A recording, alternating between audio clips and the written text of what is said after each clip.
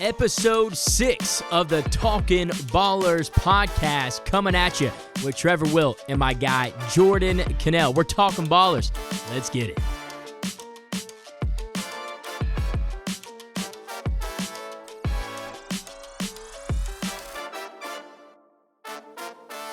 Welcome back in here to another delicious episode of the Talkin' Ballers podcast. You know why I said delicious podcast? I'm very curious, but also slightly hungry. A little thirsty. There we go. So a drink can be delicious. It can be Cheerwine Zero. Cheerwine Zero. You know, we just got 2 crisp Cheerwine Zeros, and Jordan's voice sounds awesome at all times. My voice sounds pretty decent at most times, unless we're doing like 12 games in 13 days. Oh, that's but you know good. what makes really it good. You know what makes it better is a Cheerwine Zero. That's right. I tell you what. That's why it's delicious podcast, guys. Man, that makes when Trevor walks into to my office here at the church and he's holding 2 crisp, ice cold Cheerwine Zeros. I'm getting so excited. If you could see my hands right now, I'm just like, this is the way. Guys, it's so good. This is you the see way. What I did there? This is the way. It is, man. May the force be with you. May the Cheerwine Zero be with you. I mean, guys, yes. It's delicious. It's great. And they're not even, we're talking this into existence that they will be a sponsor of this podcast one day. One day. Yeah, But we believe it. Until that day happens, we're still going to continue to drink Cheerwine Zero, and nothing will change. And there's nothing more than it gets me locked in. Let's go ahead and jump in. I feel like everybody, whenever they go to their job, they have something that it makes them feel like it's their routine of like getting into their workday. And I know this doesn't work for me and you. We don't get paid to do this. We're doing this at the kindness of our heart, just to have fun, honestly. Do you do something that kind of gets you in the mode, gets you in the zone before you jump on air at church, before you jump in front of people? I know our players have the superstitions, but our superstition has been popping open a Cheerwine Zero here on the Talkin' Ballers podcast. What are your superstitions? Yeah, I would say, especially at the ball games and here at the podcast, Cheerwine Zero locks me in, keeps the throat nice and nice and lubed up, right? Yeah, nice and lubed up for all the talking that we're going to be doing. It's funny, but then on a Sunday morning here, I feel like there's 2 different ways that I kind of get amped up. So like if there's a Sunday morning where I'm preaching, okay, I like to kind of be left alone. Oh, I like that. You're like a starting pitcher. Kind of, yeah. You kind of just like, there's the heaviness to it, like the burden of being a starting pitcher. You could definitely compare that to the burden of like delivering a sermon on a Sunday morning. Talk to me. But then there's also like if I'm leading worship, I still like that time alone. Yeah. But I also like to eat before I go on stage. Oh. So usually like a thing for Jenna and I on Sunday mornings is we always stop by McDonald's on our way to church, like early on a Sunday morning. Real quick, what's your McDonald's order? Breakfast order for when I'm leading worship, the 2 McDonald's breakfast burritos and some nice OJ. Okay. Oh, dude, I love a good OJ from a fast food place. Yeah. It always hits. McDonald's OJ is good. Is it the same one that they do at Chick-fil-A where it's like it's almost like No, it's like a cup of it's like fresh orange juice, man. Like they put it in like your normal drink cup. It's not like a bottle that they just give you. Dude, fast food orange juice, it hits so different. It's so I love good. that. So that gets you that's like, hey, I'm getting in the zone now. Yeah, and then on the Sunday mornings when I'm preaching, still go with the burritos and the OJ, just in solitude. Yes, correct. Yes. I love that. Dude, I do the same thing when it comes to me prepping to get into well, I don't eat the same exact thing, but I get into a mode where, again, it's almost like the Beyonce, she gets into like her Sasha Fierce mode or whatever. Right. I get into like my stage name of Trevor Wilt instead of just being like the golden guy. And I listen to The Greatest Showman, and I listen to about 3 to 5 different songs from The Greatest Show. Let's and go. I tell myself, hey, Trev, you're going to put on The Greatest Show tonight. And I lock in as I'm changing in my gold stuff from my everyday attire. And it just makes me feel good, man. Yeah. And again, Cheerwine Zero is part of that. Sometimes I'll do a Red Bull if I feel like I've had a long day already, but normally I try to stay away because the more caffeine, it's not always the better for me because then I get too amped up. I don't think people understand the value you get from a cold Cheerwine Zero. Yeah. Oh, it's delicious. Puts a smile on my it face. fits just as good on the beach as it does in the mountains, just as good in your fridge at home as it does in a dugout. It's very true. Yeah, dude, I went to What place did I go to? It's the Landis Dairy Bar, kind of like it's the new and improved one. I grew up going there, man. Dude, they had a cheer because they closed down for the longest time. Now they're back, and their homemade ranch is phenomenal. And she had a bottled Cheerwine Zero. Let's go. And I said, "Ma'am, give me that. Yes, Put that to me right now. Give me all of them. Give me all of them." And so I got one. It's like Ron Swanson when he goes to the diner. He's like, "Give me all the eggs and bacon you have, ma'am. Give me all the bottled Cheerwine Zero you have." So good. But guys, yeah, it's so good. God, we're not even getting paid. Just I know. imagine if we got paid to be sponsored. If we got paid by what them. a joy it would be. One day.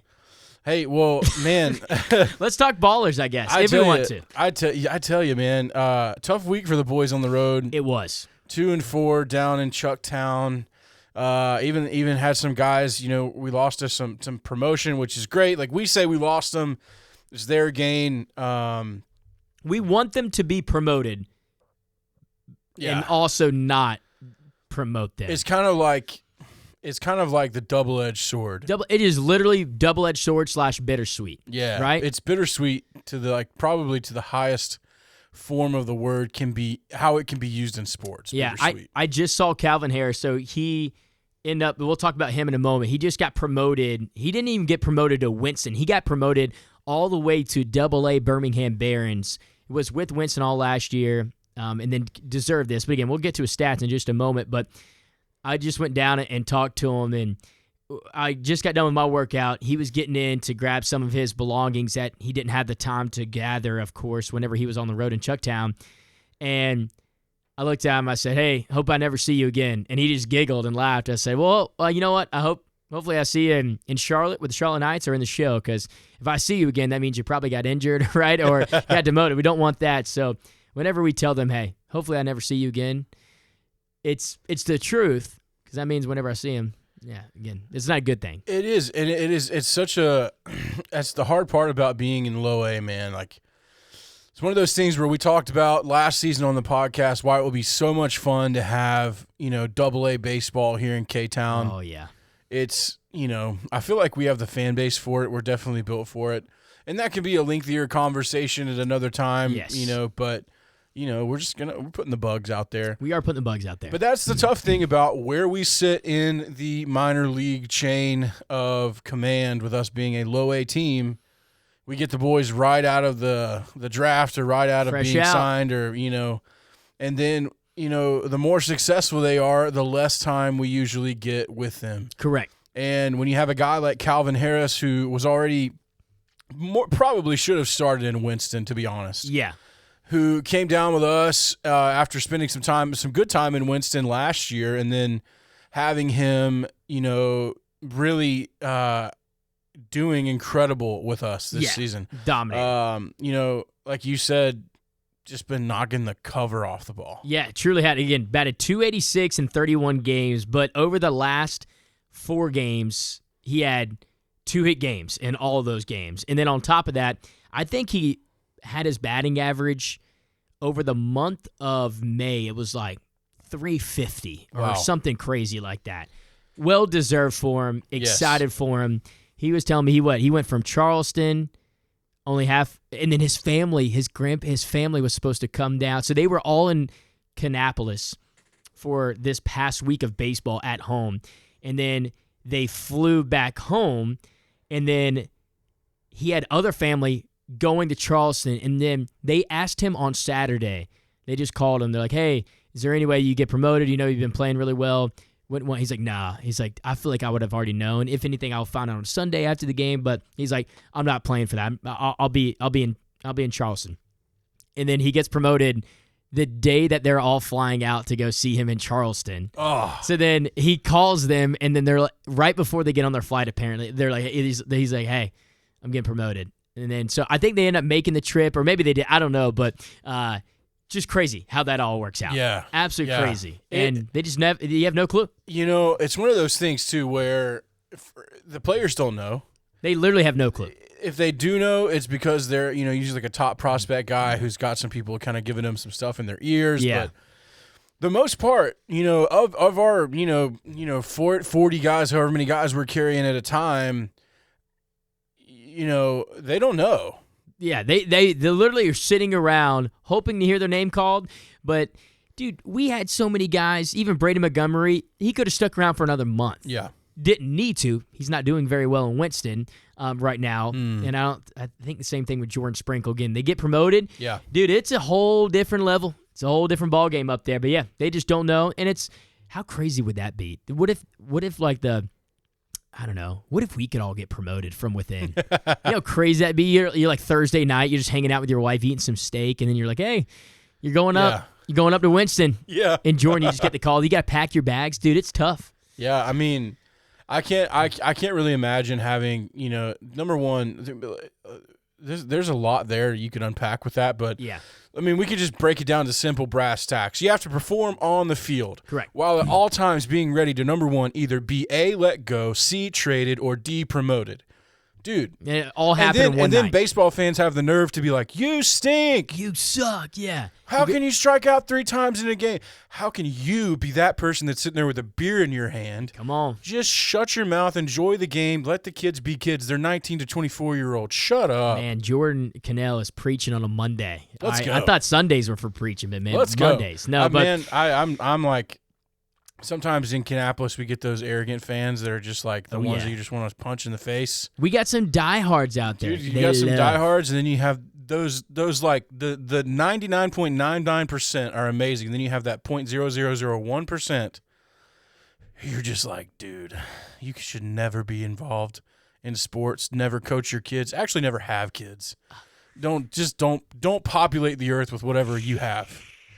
And then next time, don't come to the baseball game. Yeah, just don't do it. Go to the bar. Yeah, wow.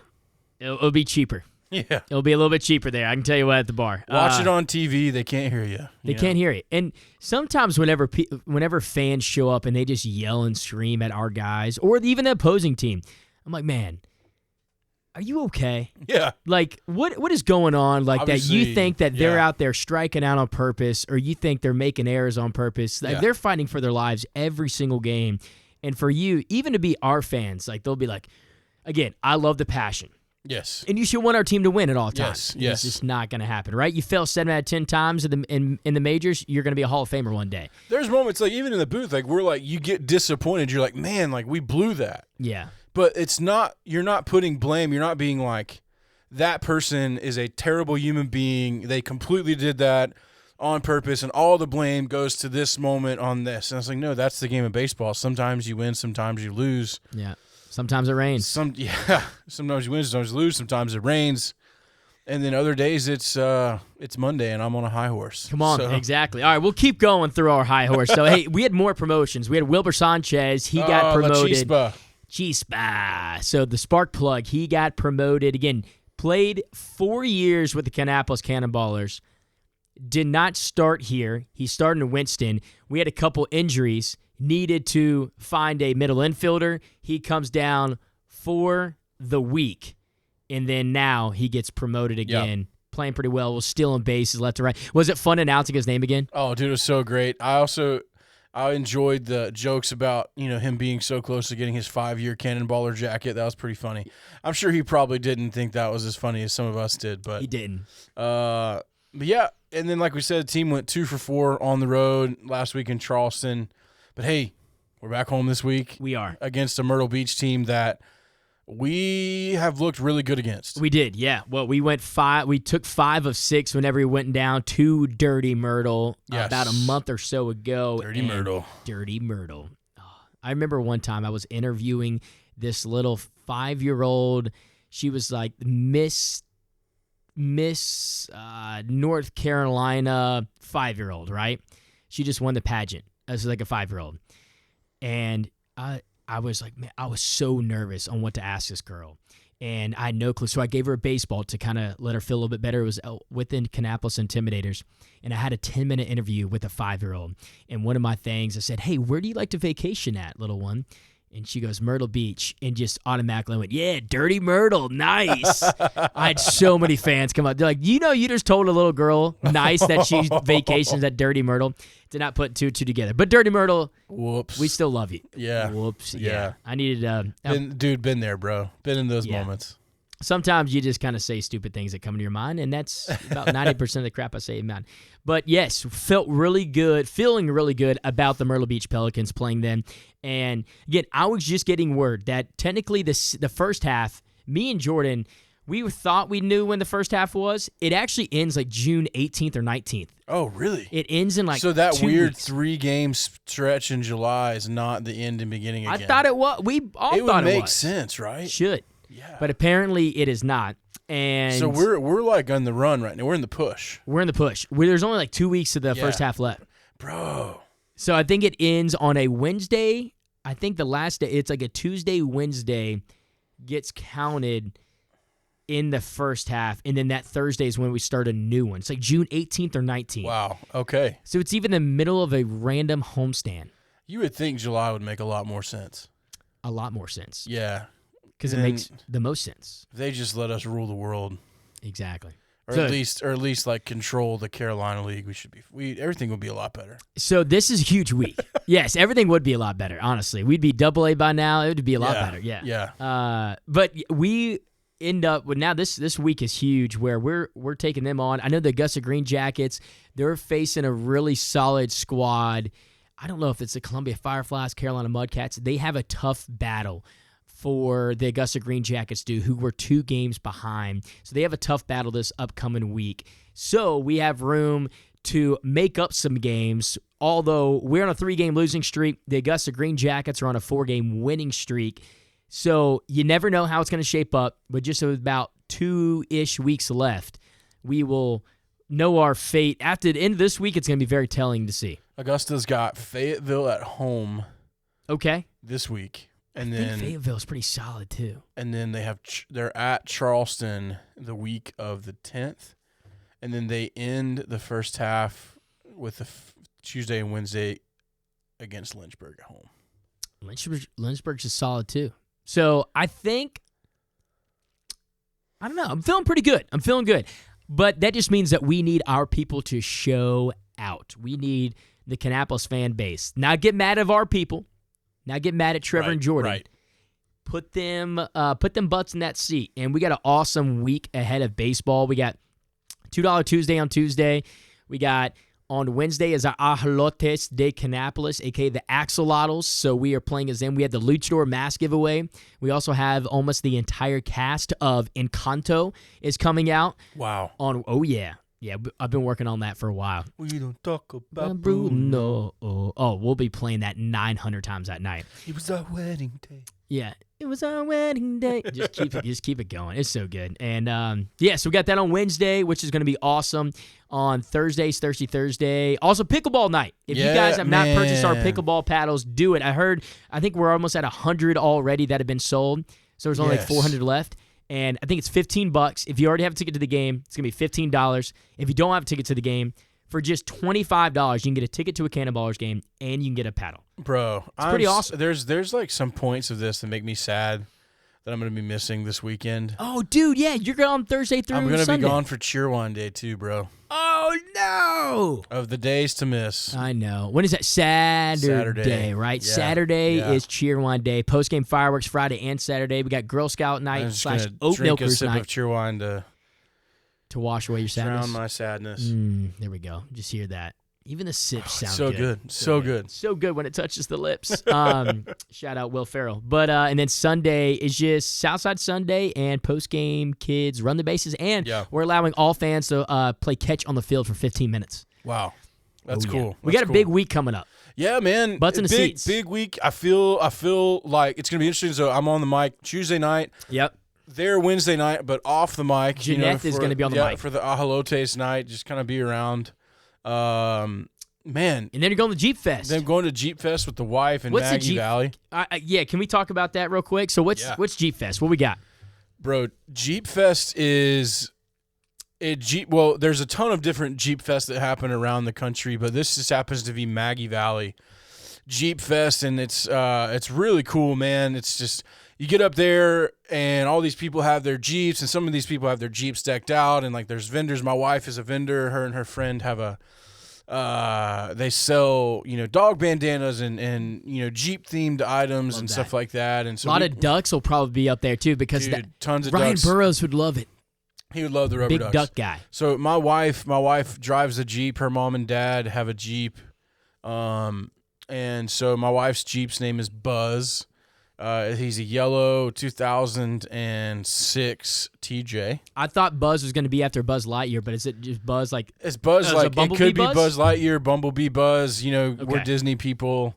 But so Jenna just got some more lights put on to Buzz. So she's had these Lord. these poles on the back, like the little poles that go straight up. Have you seen those? The light poles. Dude, she's like a high school kid rolling in a cookout, like a little douchebag kid dude, who's like just throwing the amps out. Oh, that's so funny. She loves that Jeep, man.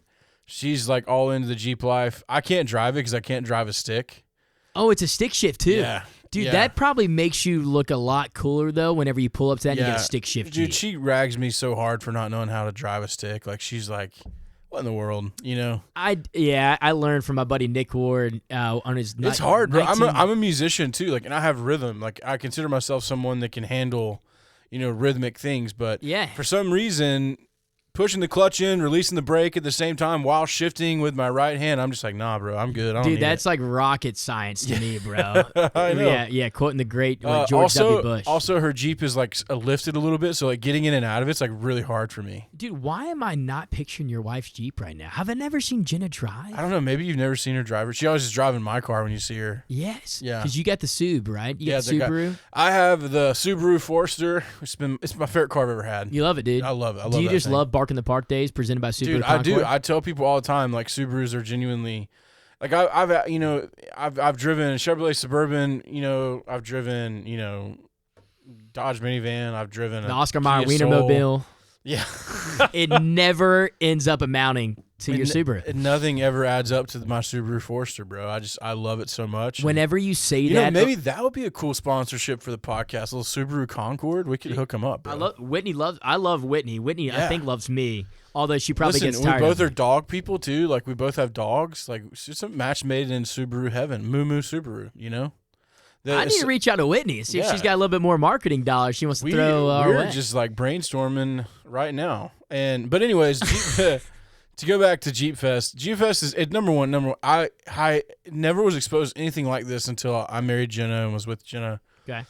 And it's so much fun, man. And spending time with her and her family and going up there. And Maggie Valley is such a cool place. And literally, like, it's 10 degrees cooler there than it is here pretty much year round. Oh, And nice. it's like 15 minutes away from Lake Junealaska. And it's not really like overly commercialized. There's a lot of local places up there, which is Yeah. really great.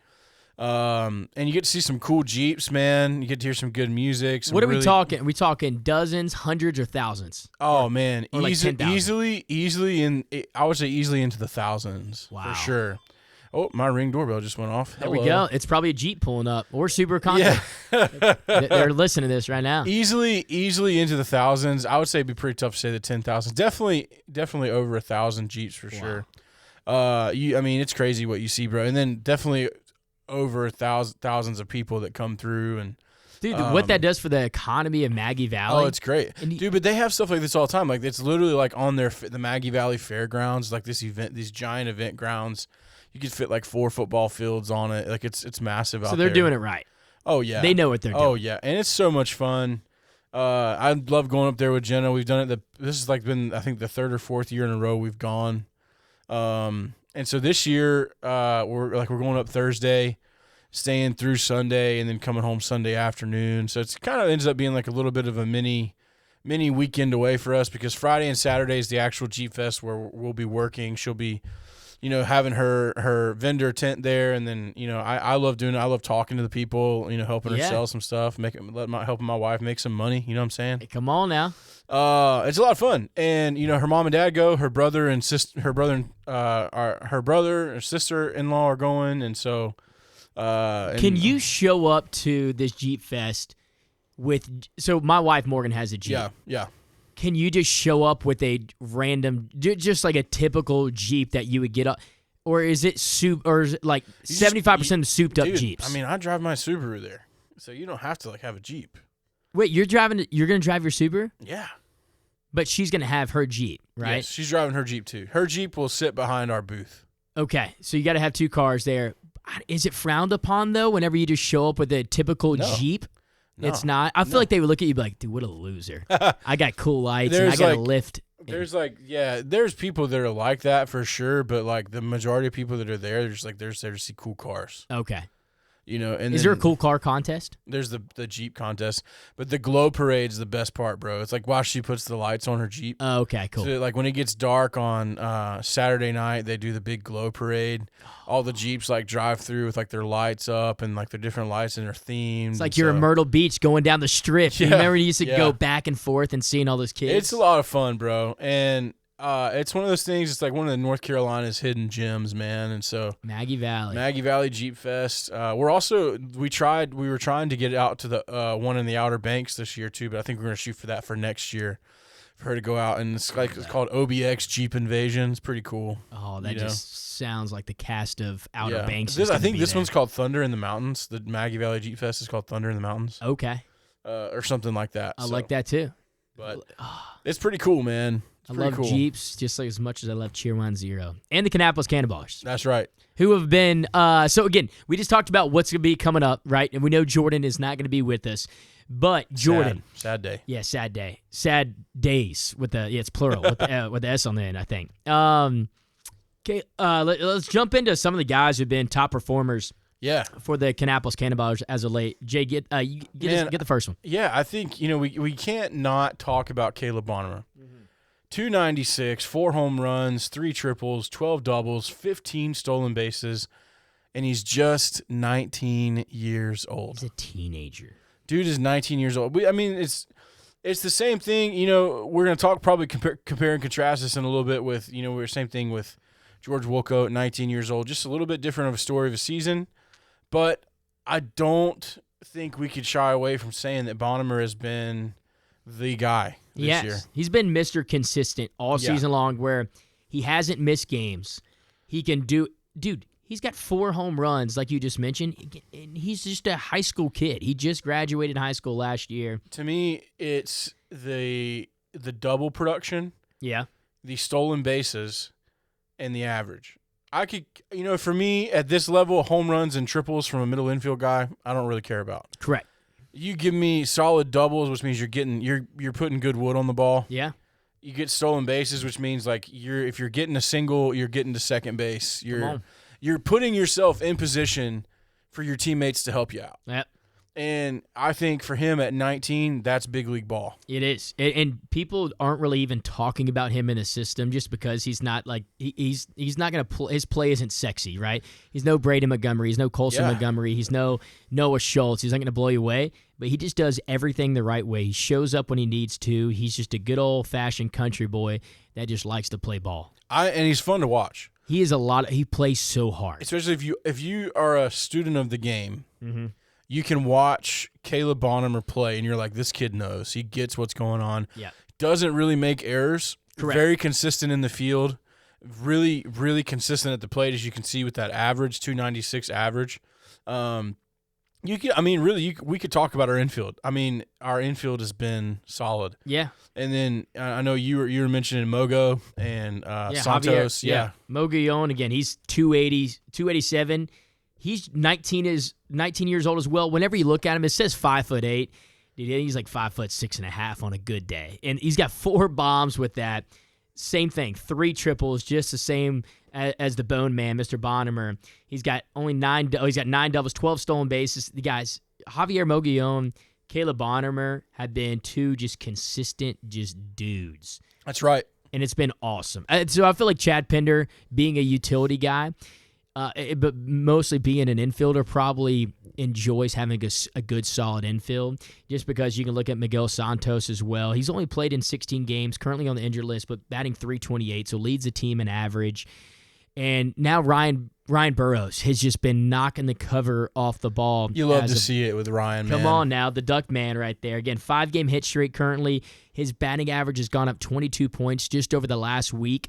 This infield has been great. First base, LMG, still working through the kinks, just over 200. It's like him, George Wolko. Yeah.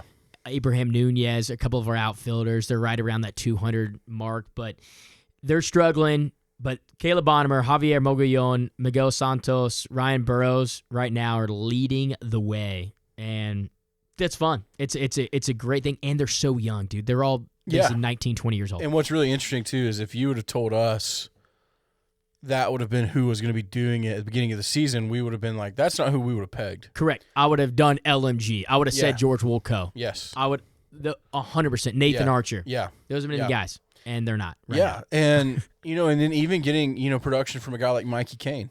Yes, I thought he was just going to explode. I know, me too. He's just over like 200 as well. I know it, but he's had his moments this year, and Yes. he's it's coming up big in the moments, but yeah, and maybe for us it's one of those it's going to take all of them this year, man. It's not going to be there's two guys carrying us through. You look at what's going on with us right now. Maybe it is these 5 guys that are going to carry us. It's going to take 5 out of 9. It's going to take 6 out of 9. Yeah. Because there are some guys that are working through some stuff that, maybe they'll surprise you in a playoff game with a home run or two like George Woolco or an LMG. And you know what's going to happen. But the consistency right now is coming from 5 out of the 9 or 6 out of the 9 guys. And then you could even bring up Ronnie Hernandez. Yep. You could say, man, Ronnie's really stepping up. Like, dude, even his arm, like, it's been really great. Like, the past homestand before they left to go down to Charleston, I saw his pop time, just visibly. I can't tell you numbers, but just visibly, you could see the difference because he was actually throwing people out. Yeah, but again, pop time, Jordan Referson is whenever the ball gets to his mitt and for him to then deliver that ball right to the second base back. I mean, no one was running on him. That's awesome. I mean, they couldn't get anywhere. That's great. I mean, that's huge. And again, he's a guy. We haven't had a solid catcher. I feel like we've had a few decent guys come throughout the system. Of course, Calvin Harris just got promoted, but he went through his struggles for a year and a half, right? I mean, really, the last really great catcher from a defensive point of view I remember was Hackenberg for us. Oh, that's good. He just got promoted to AAA. Yeah. I mean, I remember he came in, young guy, just had a cannon for an arm. Yeah, that's so Pop true. time through the roof, dude. Like, just like, it was almost like he caught it with his bare hand. Wow. And then, but then from then, Colby threw out a few guys. Ronnie's threw out a few guys. Juan Gonzalez threw out a few guys. Man, but really, we haven't had consistency. And I thought Corona might be that guy. But he has not played behind the plate as much as I thought he was going to. Yeah, him and Calvin Harris, they've been doing that whole platoon thing, and even with that, they've been playing him a lot less because they like to play Ronnie, and just because Ronnie's bat. So yeah, Jorge, George, whatever he likes to go by. Apparently he's like, hey, who told you guys to call me Jorge? He's like, I guess I've kind of gone by that before, but I like to go by George. We're like, oh, cool. He's like, I'm born here, so bro. we got that changed. Yeah, exactly. But then someone's calling him George. He's like, oh, look, they're calling me George now. We're like, didn't you just tell? Anyways, it's the catching in minor league baseball is always a challenge just because of all the games that you're playing, and then they're trying to keep you fresh. And if one guy's got a good bat, then they're going to keep him there. A lot of times a DH, he made DH. I think it's the hardest first. position in baseball. Oh, it is. Like, I never played taxing. it. I never played it. I know that you were a catcher. Yeah. My cousin Ross, who I respect a ton, was a catcher. He's a coach at App State now. Yeah. I remember, even him being in college and the wear and tear it had on his knees. Oh, my gosh. Dude, my knees are brutal. Yeah. And I caught for a year and a half. That was it. Yeah. And everyone always says, oh, you're bat blind, or you're like all that stuff whenever they swing. Basically, everybody is. You just have to you just have to adapt to it. He's used to it. I totally was. And basically, I sat there, and Coach Pippa and Jam Robinson, my junior year, grabbed a baseball and grabbed wiffle balls and tennis balls and would just throw them at my face mask as I was in the squat. And he's like, hey, you're going to blink, but just learn how to catch while you're blinking. He would just smack me in the face with those baseballs. And it worked out and end up getting better at it. And it is so tough. You're thinking about so many stinking things. It's about the hardest position in baseball. pitch. It really is. Yeah. And then catching is the easy part. But then, of course, then you're having to frame the pitch. And then you have to hopefully, the situations where hopefully that your pitcher's going to throw the ball in the dirt. So if it's 0-2 and you're calling for a slider, you're going to get looked for that. But sometimes they'll bury a 95-mile-an-hour fastball in the dirt, 1-1 with no one on or someone on. It clips you or it goes by. Then you look bad. There's wild pitches. There's pass balls. There's balls that are in the dirt that you're supposed to block. There's balls that are not that sometimes you get to. There's so much. And you got runners on the bases. Yeah. You got first and third scenario. You got to understand it all. Easily the hardest position. And not only that, you're usually the one everyone's queuing off of. Like, you're the guy that steps out in front of the plate, and in those situations, you're like, here's what we're doing. Yep. You're the one communicating whenever there's a ball hit in the right field or in left field, and you're telling the third baseman or first baseman to get in the right cutoff spot. Or if the ball is hit to the outfield and the play's not going to be at the plate, where's the play going to be? Because you see the entire field. Guys, I could start a catching podcast. Oh, dude. And then as you get older and progress, coaches start to trust you more and more to the point where you get to where you're actually the guy calling the game. You're literally calling the game. Like, just do it. You're the guy that's like, and then, man, once it gets to that point and you get to the majors, there are some pitchers that have their preferred catchers. Oh, yeah, and that still happens to this day. To this day. And you will literally have a guy you'll have a veteran like a Max Scherzer or Clayton Kershaw. I guarantee you that no matter how well that catcher is hitting, even if they're hitting 50 points to 100 points lower than whoever's starting, they're going to be like, hey, if I'm on the bump, I want this guy catching because he's going to make me better. Yeah. Hey, do you want me to have 8 Ks and leave guys stranded, or do you want to throw this one guy? Again, there's certain times, of course, where the manager's going to step in like, dude, this guy's hit 3 bombs here lately. We're not going to give him an off day right now. One of the best examples of that I've ever saw that Hollywood did was For the Love of the Game. Have you ever seen For the Love of the Game with Kevin Costner? It's been a while. Oh, yeah, of course. But so it has been a while. But he literally says, the manager comes up to him. He's warming up in the bullpen before the game, and he's like, hey, we're going to give this guy the start today. He's like, no, Gus is catching. Gus is in there. He's like, if I'm starting, Gus is catching. I Gus love is it. behind the plate And today. that truly happens. Not at probably the minor league level, but remember a lot of guys, they said they felt more comfortable whenever Juan Gonzalez was catching. He's that type of guy. And he was with us the past basically year and a half, 2 years. And now he's a straight bullpen catcher up at the Charlotte Knights. Hopefully he just does that for a long time. I would love that. Yeah. He just I think he could be bat. very successul and have a very successful career as a bullpen catcher. Everyone just said he was just easy to pitch to. Yeah. He knew the game well. He was crazy. It would be a 3-0 pitch, and he would talk you up like you're throwing in the Game 7 of the World Series and say you're the best guy in the world after you just walked 9 straight guys. He was the guy that you wanted to fight for. Man, and speaking of that, we could transition into some of our pitching here. Yes, dude. Pitching has looked pretty solid I know. here lately. A couple guys. We felt like it was going to be a little bit of our weak link, and honestly, pitching's look good, man. Umberger, like you said, I like how you wrote it in our notes here, has been a dog. A dog. All caps, and we spelt dog D-A-W-G. He has been a dog here lately. Yeah, man. 3-0, 2.45 ERA, 4 starts in 11 games, 11 Ks, 11K performance in 2 starts. Yeah, he got the minor league baseball or the Carolina League Pitcher of the Week. That was impressive. I remember when we were radioing down to you, and I said, no matter what happens, he's player of the game. It was like the 6th inning or 7th inning whenever he left. Yeah. I forgot it was like 3-0, right? 4-0. And normally we wait until the 8th or 9th inning for them to radio down, hey Trev, who do you guys play of the game so Jordan can send it down, or hey, this is who we think.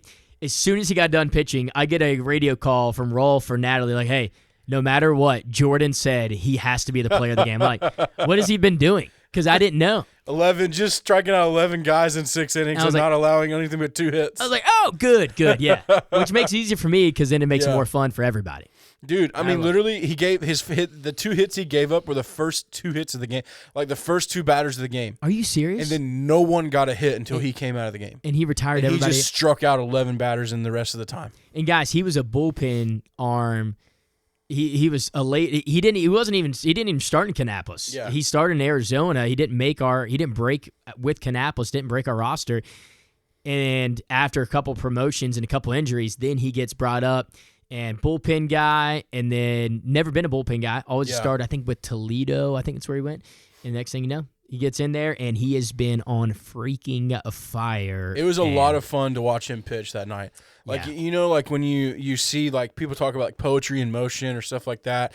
Listen, when he pitches, it's not pretty. Like, he doesn't have a beautiful windup. He doesn't have all this stuff. Yeah. But the second that ball leaves his hand, something happens but in that 60 feet 6 inches between the mound and home plate that makes him a little unhittable. Yeah. And that's the sauce, bro. I like that. He's got the sauce. It's not Sweats pretty. a lot, so it could be the sweat. It's not pretty. It's not gonna look like poetry in motion, but that ball is missing a lot of bats. And it's not even the fastest fastball, but it's a heavy fastball. It's a nasty breaking ball, and it's honestly that his changeup was unhittable. Oh, I love that. It's a circle change too, man. It was nasty. Well, I think he would be a fun pod interview as well. I don't really know his story, but we'll add him to the list. I know we got Mikey Kane. Yeah. So excited to chat with Mikey Kane here shortly as well. Yeah, we got a fan request. Come they on. were like, we would love to have Mikey on the podcast. So we listen. Trevor Wilt got on it. I did. Yeah. It guys, it takes whenever they go on the road, it's so tough. Yeah. And but yeah, we got on it. And speaking of guys who have been unhittable, just like Grant Umber, Caleb Sophie, he was a independent ball signing again, played with the Lexington Legends. How about that story? I love that. Lexington Legends, that's where he started this year. Long hair, don't care. And Caleb Sophie ended up starting with us and being a relief pitcher in his first outing. Flew in the day before from Lexington and was playing independent ball. And then now he's basically our second best starter behind Grant Umberger. Yeah, I mean, we could even chat about a little bit of the connection, with Lexington and K-Town with Temerity. Well, yeah, Temerity Baseball is technically the owner of the Kannapolis Cannonballers, the Greensboro Grasshoppers, and now the Lexington Legends. And hopefully they're going to add a few more to that list. And guys, so we own them, and they were like, hey, we need an arm, and that's why independent ball is so beautiful. Yeah. And there's so many success stories through that. And Caleb Sophie, so far in his first 4 games, has been that success story. And it's cool for our owner, Andy Sandler, to be able to have that connection between the Legends and the Cannonballers. But in his 3 starts, 4 games, 1.76 ERA, 15 and a third innings pitch, holding opponents just to a 179 batting average. Again, strikeout to walk ratio is not good. He's got 11 walks to only 7 strikeouts, but he's been missing barrels, and he's been getting easy outs. Again, hasn't been pretty. Yeah. Kind of like you said with the whole Grant Umberger thing when it comes to him just throwing the ball. Maybe not but just rocking and rolling. Listen, man, it doesn't have to be pretty. Come on. What is it? What is that? What does he say? I'm going to do my best Brad Pitt impersonation here. Why do we like him, Pete? Because he gets on base. He gets on base, yes. I don't care if he does this or da-da-da. Look at his bat. Yeah, what does he do? He gets on base. Pete, what's he do? Pete, guys, look at the stats, or I'm going to keep pointing at Pete. I mean, gosh, Moneyball. Yeah, dude. One of the greatest. So it could be like, Trevor, what's he do? He strikes people out. He strikes people out. That's how it is. And so they get it done. And he's been getting it done. Kevin Davis, he's a guy that we end up signing early, I think it was in April. He was playing in Mexico. Again, another awesome story. He's a USC Upstate guy, and he's been great in just his few games. 1.17 ERA. He's already picked up a couple wins. Opponents are only batting .043 against him. A lot of strikeouts in his 7 2/3 inning. How about Jack Young? Dude. .38 ERA. The dude's like 5'0". He has been fun to watch. He comes out of the bullpen, and you're just like, who is this guy?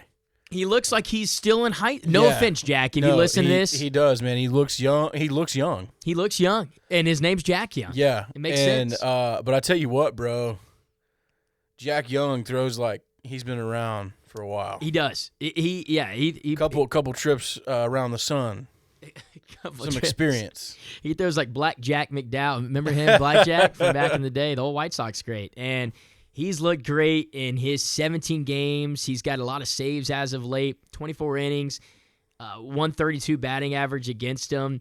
Jack Young, the 9th rounder from last year out of Iowa, the former Hawkeye, he's been looking awesome. And so it's basically those are the 4 or 5 guys that have been good. It's always good. Like, again, we were so what's the word? Fortunate to have the Towel City Triumvirate from last year where we just had 3 guys, just absolute studs. Seth Keener now back with us. Yes. Has not looked great over his first few games. Man, it's mental, bro. It's got to be. Like, whenever you think about get a promotion, then you're sent back down, that's one thing. Local guy, so we know he's got people out here. Yeah, and he was being in Winston. I mean, he went to college in Winston-Salem. He went to Wake Forest, and dude's a stud. And so, like, it's tough, man. It's tough for these guys. Like, there is a mental side of this game that is so much more than what you see that happens between the chalk. And Crazy. it's hard. And for him to come back, I knew. Like, I kind of, like, I didn't say anything, but I knew. I was like, this is going to be a tough road for him. He's going to have to really, like, tighten up that belt, pull up his big boy sliding pants. Come on. And, you know, maybe even start trying to wear some old school stirrups just to get something going. Just change it up. You know what I mean? I think he could do it, man. Get some of his Wake Forest guys down here to kind of let them just have a little bit of fun. Yeah. Like, I mean, it's tough, bro. Like, these guys, like, it's their livelihoods, man. Yeah. And when you pull a guy up, you know, just because he's had a good run doesn't necessarily mean that they're ready. Yeah. And that's the one thing I will harp on the White Sox a little bit about. We can do that. We're not an official team podcast. Correct. I feel so strongly that sometimes the White Sox are just like, what have you done for me lately? Yeah. And they pull a trigger. Yeah. Like Brady Montgomery, again, he's been up there. We know he's one of the top prospects in all of baseball. They did it with Colson Montgomery as well. Yes. Where they promoted him so quick. What have you done for me lately? And then all of a sudden, man, you're sending a guy that's in AAA back to the complex league.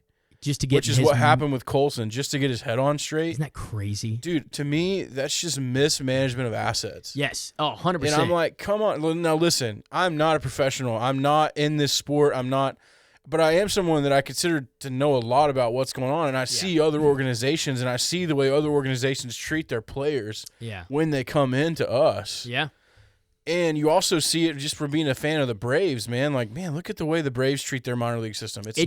It takes these guys, Dansby Swanson, Freddie Freeman, a long time throughout the minor league base. It's not a what have you done for me lately. It's like, what have you done over the course of working through stuff instead of just, hey, yeah, you're having success right now, but come back to me. Let me come back in 3 months and let me see how you've done after that success is worn off. Yeah, that's very true. That's when you really know, I think, a guy's ready. And then with a guy like Keener, man, had an incredible first half last year. But a first half of a season for a starting pitcher is what, 6 starts? Isn't that crazy? No, yes, you're right. Like, it literally. Okay, great job. 6 starts. I'm gonna pull the trigger on you. Yeah, dude. To me, now listen, it's just mismanagement, dude. That's what it said, and that's what it feels like. The one player that I feel like they have managed correctly has been Noah Schultz. They have the pitch count on him. Yes. They have the inning limit on him. They have shielded him so well. But I feel like that's it. Like, even Brady Montgomery, everyone's like, oh, look, he's going to get promoted so soon. He's going to get promoted soon. I'm like, no, he shouldn't get promoted that soon. Yeah, he's a really good talented baseball player. Right. But I think he should continue to develop and learn the White Sox way in Kannapolis. He's got a good groove with our hitting coach, with our pitch. But see, that's the thing, man. And then they promote him just like that. What is the White Sox way? I don't know. I know. That's the problem. I think that might be the whole issue. Could be. Yeah. I mean, you look at it like, dude, like you look at like the San Francisco Giants. Incredible farm system. Yeah. Atlanta Braves, incredible farm system. Red Sox, incredible farm system. Yeah. And by the time these guys that are homegrown get to their major league clubs, they know what the Giants way is. They know what the Braves way is. They know what the Red Sox way is. But what's the White Sox way? Yeah, it's been such a question mark for the last decade, where they've had a really bad farm system for easily the last 5-6 years. It's been atrocious. And then, now granted, I can hear Peanut Gallery saying, "Hey, but we went to the minor league, Carolina League championship last year." Yeah. Every horse can find water every now and then, guys. And last year it was a better system last year. And the system is still good, but it does not mean that they still can't be mistreated or mishandled. Right. Just because the players are good. We think we have some really talented players in the White Sox system. We are not disagreeing. This is not a rebuttal against talent. Not at all. It's a rebuttal against management of said talent. Yeah. No, right? I agree. And so I just think, there's a lot of people. I think that even the way that the Jackson Holiday thing happened, I think the Baltimore Orioles brought him up way too early. Dude, it's the exact same situation. I think, and they have been so great at doing that, I feel like. It was because of the hype, man. Yeah, you had to do it. Number one prospect in all of baseball. You got to bring him up. It's all hype. It's going to be the same thing that the Tigers won't do with Max Clark. Ooh. They've been very smart with him. There we go. You got to let him develop. Let him get his guys in the clubhouse. Let him. I mean, bro, Yeah. all the hype in the world. You could say more hype over Max Clark than there was over Jackson Holiday coming out of high school, coming out of college, whatever. And then all of a sudden, you look up and he's still in, high A ball in Michigan. He played last year in Florida, low A ball, Florida League. Now he's in Michigan playing high A. Yeah. Dude, it's almost halfway through the season. You don't hear anybody in Detroit world clamoring, why is Max Clark not in Double-A yet? Why is Max Clark not in Triple-A yet? It's very true. When's he going to play for the Mud Hens? When's he going to be in Detroit? The people that are saying those things are people that don't understand. Yeah. Like, it's not like, hey, you can flip a switch and you're going to find the next Bryce Harper who's ready for the major leagues when he's 19. Yeah. It just doesn't happen. It does not happen. Yeah. Or a Mike Trout. Stuff like that doesn't happen, bro. Yeah. Like, think about this. Shohei Ohtani was 24 years old when he played his first professional game in Japan. He was that old? Yeah. Isn't that is bonkers. Yeah. That's nuts. Now, think about it this way. How old was he when he played his first major league game? Yeah, I don't know. 28, 29. And so 5 years in Japan. Or 5 years, yeah. And you could easily say... Or maybe 27, Yeah, 28. there's going to be people out there, if they would have brought him in earlier, he would have more, of course, he would have more hits, he would have more home runs than now. But it was that time that allowed him to become a professional athlete, take care of his body, to learn, respect the game, to do all these things. And now he is the face of baseball in a country that he is not born in. Yeah. And he is worshipped like he is like a Mike Trout. I mean, he's a global athlete like soccer stars are globally. Oh, 100%. He is like people mention him in names with like Messi. I was thinking Lionel Messi. That was the first person. They mention Ronaldo. Ronaldo.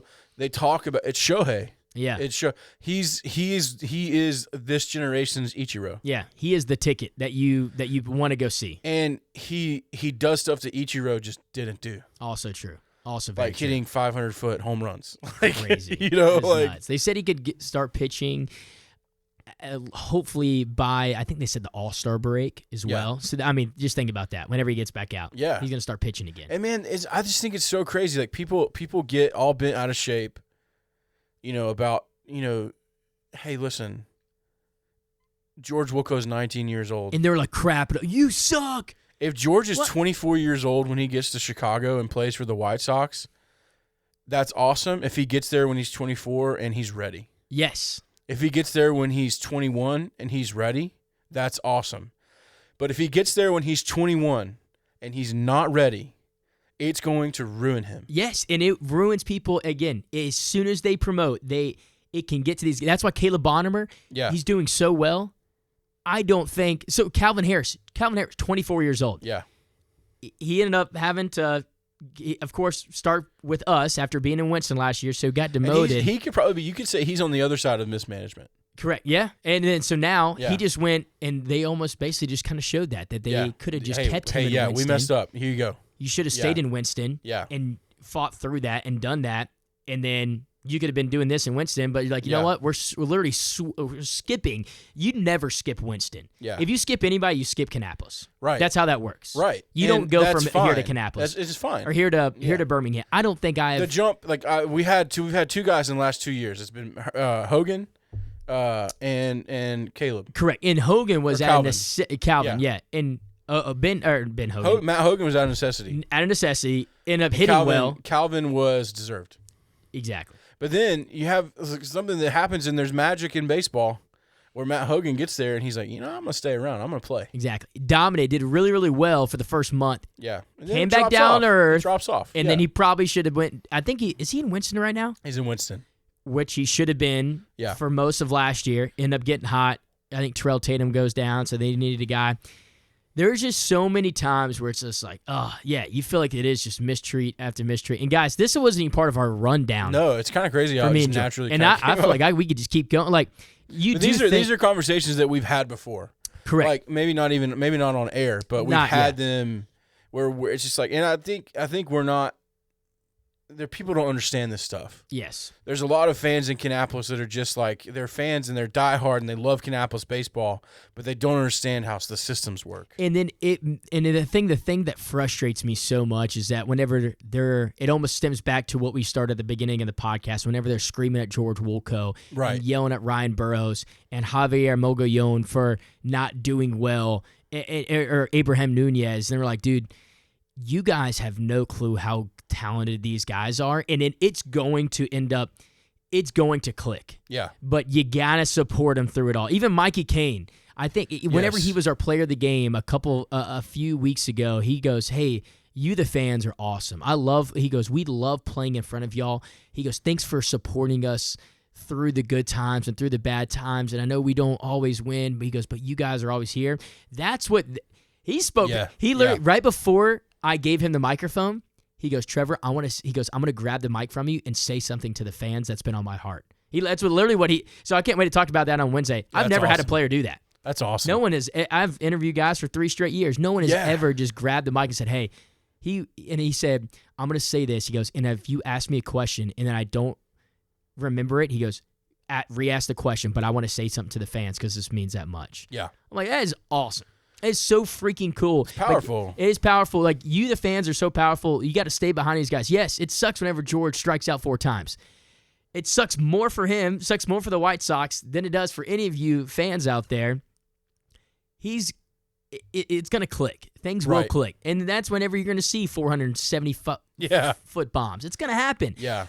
You just got to – you can't You be gotta let the process play out, and also, man, like I think for us, like what we can hope for, maybe down the line we see what happens with maybe another org or something like that. Yes, you never know. Sometimes even the hitting coach isn't really happening. It's not doing well with some or the bench coach or the manager. It's not saying that they're the wrong person, but maybe the wrong person for them to get better. And that happens a lot throughout the system where some players, they will tell us, and we're not naming names, over the last few years, they're like, "Hey, I wish I was out of the White Sox." Just because he's like, "Hey, I just don't click with my pitching coach, my hitting coach, my manager, my blah, blah, blah." Like from Arizona to Charlotte, I don't click with these guys. I've said that. And it's so again, it is the way of the system, the organization. It's like, "Hey, I wish I was in the Brave system. Hey, you know what? I actually love the White Sox system. I love everything about them. I love how they're analytical. I love how I had this guy on me. I love how I had this instructor. And you know what? I love the White Sox." Yeah. We hear that all the time too. But sometimes it's like, you know what? The system's just not for them. I think, for like you and I, from the, like, I guess you more inside than me, but in my 8 seasons now, That's crazy. I know, with the team, it's all been with the White Sox. Yeah. And even from the Intimidators days, there were times where I scratched my head and I'm like, why'd they do that? Yeah. That's weird. And even like I'm thinking like I would, and and you're even like, well, give them the benefit of the doubt. You're like, well, maybe that's why they did that. Well, no, that doesn't really make sense. Mm-hmm. There's just times, and it's becoming more often than not. And you're like, gosh, what's going on? Yeah. And number one, as a fan of baseball in Kannapolis, you're like, all right, baseball in Kannapolis deserves better than that. These players, this talent deserves better than that. Yes. And man, I don't know. Yeah, It's a larger conversation Yeah. that we have no control over. Correct. Yeah, 100%. And one quick point, I know we're probably right around an hour now, but so Chris Getz is the general manager of the Chicago White Sox, right? Just got the promotion. Yeah. He has been the head of minor league baseball, kind of like the operations and the influx of who we're going after and everything. And again, the talent has been awesome in the Chicago White Sox system probably the last 2-3 years. Just all the trades. Right. Crappiest team in baseball last year at the major league level. We understand that means things are hopefully going to be getting good underneath. They were. We go the 2 of the 3 championships, whatever that may be. Right. But that works out. That was the craziest thing whenever they end up promoting Chris Getz and not getting an outside person to be the next general manager of the Chicago White Sox. There a lot of people in the Chicago White Sox realm on social media were like, "Hey, we had not been good at the major league level and the minor league level for so long, and Chris Getz was here, right? Chris Getz, he actually won the championship with the Kannapolis Intimidators back in 2005. Yeah. I love the guy. I think he's a phenomenal human being. He used to come to our games all the time. Great guy. But a lot of people question, hey, is he really the guy we want to promote from within, and with our within not being great? So it's like, what are we doing? But It's tough, man. it is tough. The guys they're getting together, and I think you can't. Just like we say that with players, I don't think you can fire a general manager in the first couple seasons. So I think he's fine. Right. It's just, hey, the talent that he's now brought in, the talent that he's now managing, now at the major league level, is it all going to come into fruition together? Yeah, and it could be one of those things where we ask ourselves this question, and we end maybe with this. Hey, Kannapolis baseball fans, ponder this. Yeah. What do you guys think? 20, 28, 29, we get out of our contract, whatever. Maybe we want to jump to Double-A. Maybe we jump to Double-A. Maybe we sign a player development contract with another organization. Better baseball in Kannapolis. It's possible. Always is. Yeah. There's always changes. I mean, heck, we've played in like 3 different leagues the past 10 years, 20 years, whatever it is. Man. Like, there's always things that could change. Yes. And, what would you guys like if we weren't the White Sox? Yeah. Who would you guys go after? That'd be fun. That's a fun question for the fans there. Yeah. And again, Fun, we love the preponderance of evidence we've presented. Yes. And again, I love our manager, Chad Pinder. I love our coaches. We love the White Sox. But it's not an indictment on the people, it's an indictment on the system. Exactly. And it's like, hey, if we did change, who would we go to? You never know. Yeah. Again, there's a lot of good, there's a lot of bad. I think you can have that conversation with any organization. Oh, absolutely you could. And I guess maybe it's just for us because we see it. Yeah, we've seen it for 8 straight years now, me and you. And but yeah. Go ahead and react, guys. Social media. Let us know, man, if you could change orgs or what you love about the org, what you don't like about the org. We'd love to know. Maybe we can talk about the next pod. And that'd be fun. Can't really bring it up with Mikey. Yeah, it's tough to bring it up with players, but we could definitely do it the next one where we hop on here, just you and me. We can kind of chat through some stuff. And okay. This has been a fun pod, man. This has been a good We've one, gone off on Jeep tangents, White Sox tangents, good performers, bad performers, but excited for another week of baseball in K-Town. Yeah, coming into this week, we're 2 games behind Augusta, like we said. But I think, this is a big week for us. I'm going to be pulling for the boys while I'm out on the road, be pulling for the boys. And hopefully they can bring it home for K-Town and we can have these first couple weeks in June and really make a run towards the 18th. Come on, let's do it. And then we can have another Quenchcast. Oh, yeah, in the Tower City. Let's go. That's what we going to do. Well, hey, baseball fans, thank you so much for listening to the podcast. If you want to support us, you can go to talkingballers.shop and buy some merch. Or if you'd like to be a partner with us and join us and being a sponsor, listen, we would love to have you. You can email us at talkingballers@icloud.com. Cheer 10, subliminal messaging. Subaru Concord, subliminal messaging. Oh, yeah. talkingballers@icloud.com. Listen, we love you. We're so thankful to be able to do this podcast. I know it's been a little bit more infrequent this year. We're trying to give you quality over quantity. We've been Talking Ballers. You've been awesome. We'll see you guys next time for Season 2, Episode 7 with the man himself, Mikey Kane. Woo.